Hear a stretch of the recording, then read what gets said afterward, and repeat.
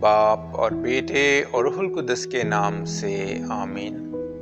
میں اپنے دل کے موافق تمہیں چوپان دوں گا، سب قومیں یروشلم میں جمع ہوں گی۔ ہمارے لیے آج کی تلاوت ارمیہ نبی کی کتاب، اس کا 3 باب اور اس کی 14ویں سے 17ویں آیت تک۔ اے برگشتہ فرزندو واپس آؤ، کیونکہ خداوند فرماتا ہے میں تمہارا خداوند ہوں اور میں تمہیں شہر میں سے ایک ایک اور خاندان میں سے 2 لوں گا، اور تمہیں صہیون کو لاؤں گا اور اپنے دل کے موافق تمہیں چوپان دوں گا، تو وہ تمہیں علم اور حکمت سے چرائیں گے۔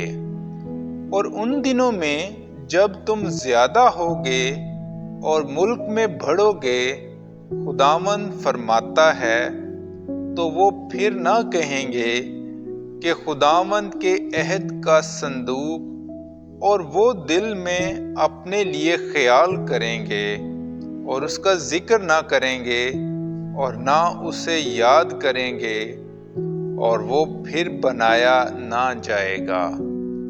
اس وقت یروشلم خداوند کا تخت کہلائے گا، اور خداوند کے نام سے سب قومیں یروشلم میں اس کی طرف جمع ہوں گی، اور بعد اس کے وہ اپنے شریر دلوں کی ضد پر نہ چلیں گے۔